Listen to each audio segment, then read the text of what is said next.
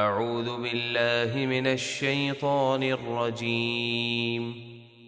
بسم اللہ الرحمن الرحیم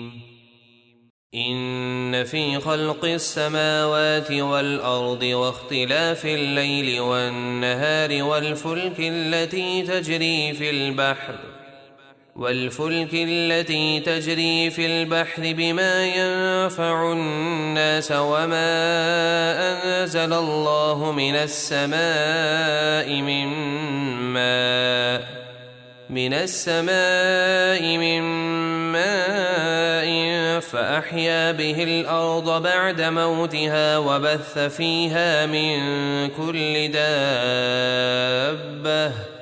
وتصريف الرياح والسحاب المسخر بين السماء والأرض لآيات لقوم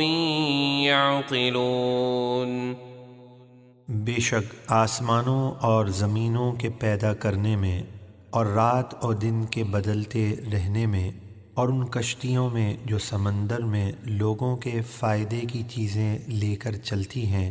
اور اس پانی میں جسے اللہ نے آسمان سے اتارا، پھر اس سے مردہ زمین کو زندہ کیا، یعنی خشک زمین کو سرسبز و شاداب کر دیا، اور اس میں ہر قسم کے جانور پھیلا دیے،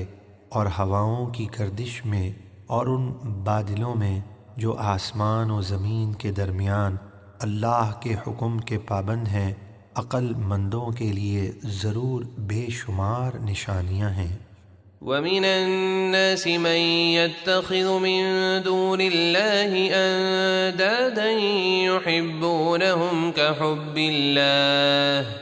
وَالَّذِينَ آمَنُوا أَشَدُّ حُبًّا لِلَّهِ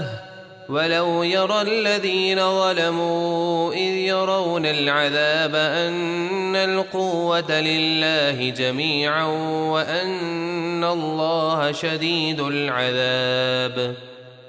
اور کچھ لوگ اللہ کے سوا اور معبود بنا لیتے ہیں،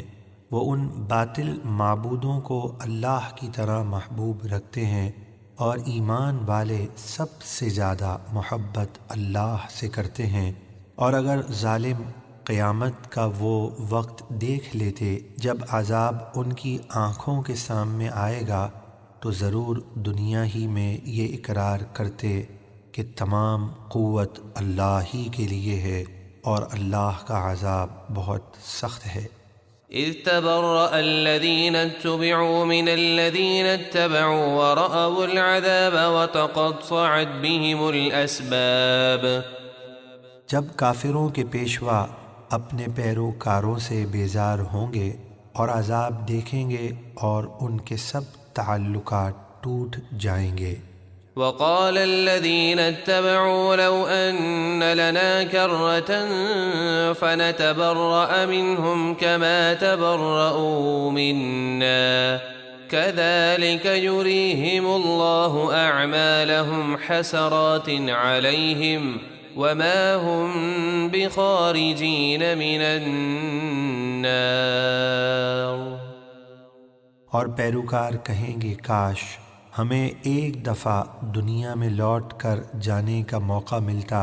تو ہم ان پیشواؤں سے ہر تعلق توڑ دیتے جیسے آج انہوں نے ہم سے تعلق توڑا ہے۔